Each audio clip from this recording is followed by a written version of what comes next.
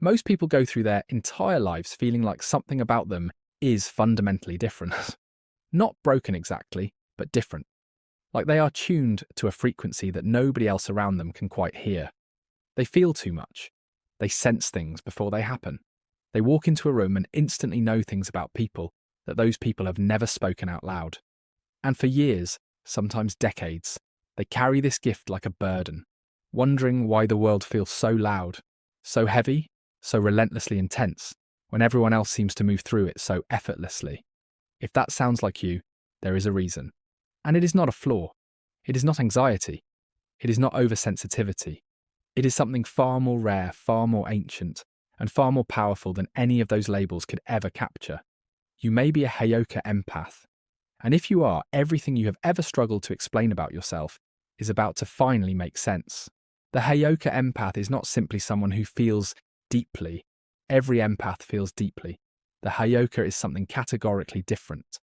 Rooted in the sacred traditions of the Lakota people of Native America, the Heyoka was known as the sacred mirror, the holy disruptor, the one whose very presence forced the people around them to confront the truths they had been running from.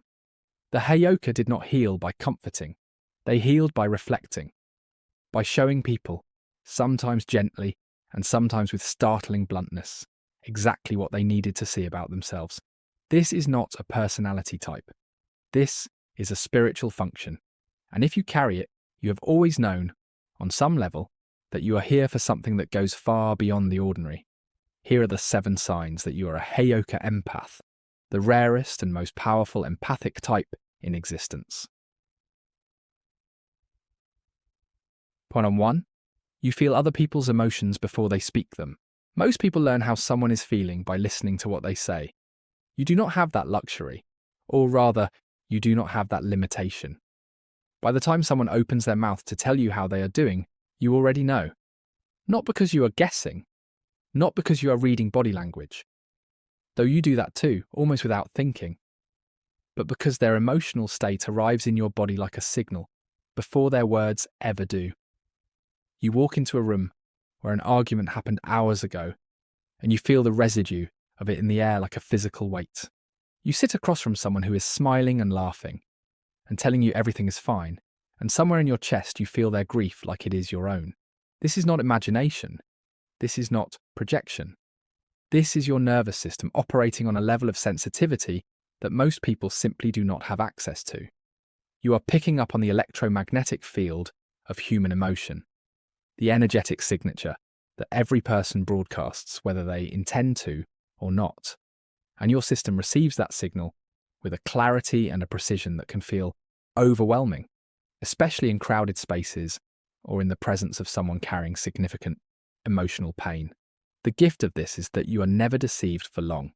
People cannot lie to you successfully because even when their words are perfectly constructed, their energy tells you a completely different story.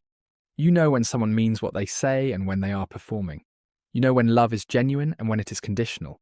You know when someone is safe and when something underneath their surface is not right. This knowing has saved you more times than you are probably even aware of.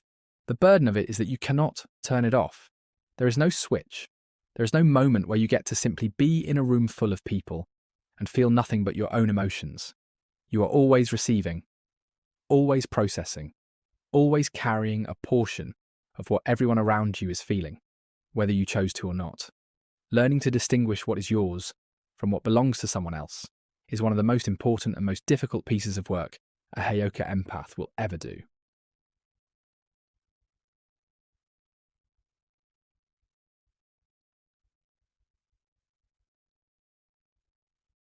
Two, your presence alone changes the energy of every room you enter. You have probably noticed this without having a name for it. You walk into a space and something shifts. Conversations change direction. People who are tense begin to relax. People who are performing suddenly drop the act. Conflicts that were simmering rise to the surface and either resolve or explode. And you did not do anything. You simply arrived. This is the mirror effect in action. As a Heyoka Empath, your energy does not just absorb the room, it reflects it. It amplifies what is already there and brings it to the surface, where it can no longer be ignored. If a group of people is carrying joy, your presence makes that joy larger and more real. If a group of people is carrying tension, or denial, or unspoken resentment, your presence makes that impossible to keep hidden. You are essentially a spiritual catalyst, a living trigger for whatever truth a space is trying to suppress. This is why people have such extreme reactions to you. Some people feel instantly drawn to you. They cannot explain why, but they feel safe with you in a way they rarely feel with anyone else. They feel seen. They feel like they can finally exhale. And then there are others who feel an immediate and inexplicable discomfort in your presence. They might become irritable or defensive or suddenly find reasons to leave the room. They are not reacting to you personally. They are reacting to what your energy is showing them about themselves. And what it is showing them is something they have been working very hard not to look at. Understanding this changes everything. The people who have pushed you away, or called you too intense, or said there is something unsettling about you, were never actually talking about you. They were talking about the reflection they saw when they were near you, and that reflection was simply too honest for them to be comfortable with. 3. You process the world's pain in your sleep. If you are a Heyoka Empath, sleep is rarely the simple act of rest that other people describe. You do not just close your eyes and drift into unconsciousness and wake up refreshed. Your sleep is a working state, a processing state, a space where everything you absorbed during the day, every emotion you picked up, every unspoken truth you carried, every fragment of someone else's pain that lodged itself somewhere in your body gets sorted and examined and metabolized. This is why you often wake up exhausted, even after a full night of sleep.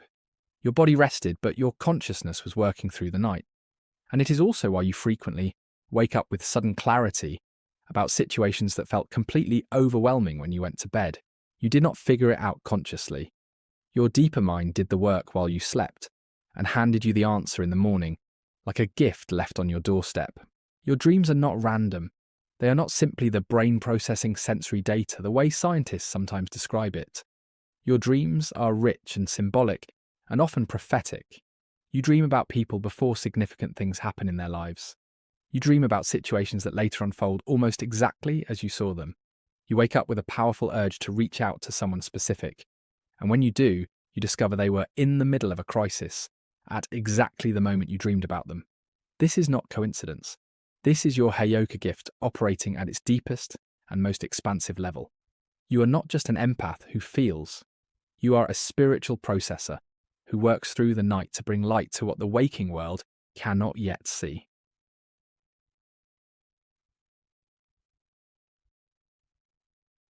4. You are the person everyone calls when their life is falling apart. You could be in the middle of your own worst week.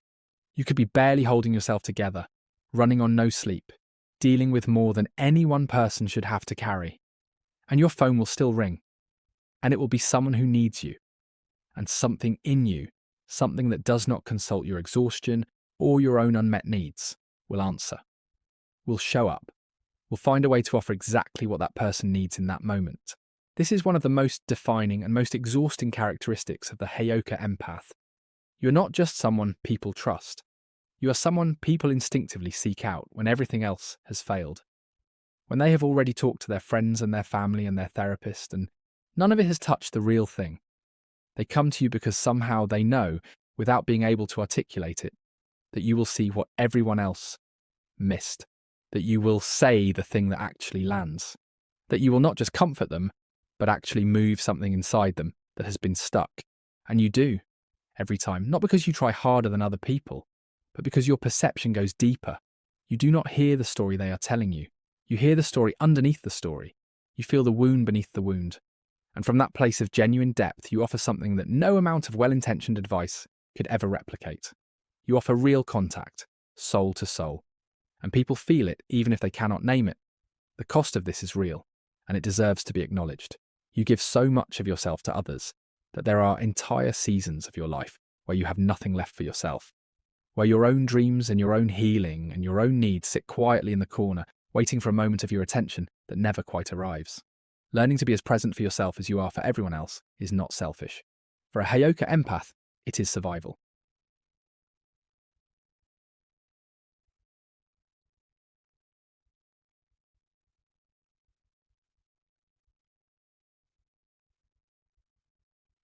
Five, you see through people instantly, and it isolates you. There is a particular loneliness that comes with seeing clearly. Most social interaction is built on a foundation of comfortable illusion. People present versions of themselves that are curated and managed and carefully edited. And most people are content to interact with those versions, to accept the performance as the person, to keep things light and uncomplicated, and safely on the surface. You cannot do this, not because you refuse to, but because you are constitutionally incapable of it. The moment you are in someone's presence, you are already seeing past the version they are presenting. You see the fear underneath the confidence. You see the loneliness underneath the laughter. You see the anger underneath the sweetness. And this seeing is not something you can switch off or politely ignore. It is simply what happens when you are near another human being. This creates a profound and specific kind of isolation. Because you can see everyone so clearly, genuine connection, the kind where another person sees you with equal depth and equal honesty, becomes incredibly rare. Most people are not operating at the level of perception you are. Most people are moving through life, engaging with surfaces. And while you can meet them there for a while, you cannot stay there. The shallowness eventually becomes unbearable. And you find yourself alone again, not because you cannot connect, but because the kind of connection you need is genuinely uncommon. The people who do reach you, the ones who earn your real trust and your real presence, become everything to you. Because they are the proof that the depth you carry is not a curse. It is a doorway. And when two people who both live at that depth find each other, what happens between them is not like ordinary friendship or ordinary love. It is something that most people will live their entire lives without ever experiencing. 6. You have always felt like you were born into the wrong time. There is a feeling that many Heyoka empaths carry quietly through their lives that they arrived here too early, or perhaps too late. That the world they were born into is not quite the world they were made for. That somewhere, in some other era or some other version of reality, the way they see and feel and process would not be considered strange or excessive or difficult. It would simply be normal. It would be understood. It would be valued without them having to justify it. This feeling is not nostalgia for something you have experienced. It is a longing for something you have always known was possible, but have never quite found in the world around you. A longing for a community of people who operate the way you operate, who feel the way you feel, who do not need you to turn yourself down or translate yourself into something more manageable. In ancient traditions, the Heyoka held a sacred and recognized role in the community. Everyone understood what the Heyoka was and what function they served. There was a context for it, a language for it, a reverence for it. In the modern world, that context has largely disappeared. And so Heyoka empaths move through contemporary life, feeling like they are carrying something sacred that the world around them has forgotten how to recognize. That disconnection is real, and it is one of the heaviest things a Heyoka empath carries, but it is also a reminder that your role has always been to be ahead of where the world currently is. That is not a mistake. That is the assignment.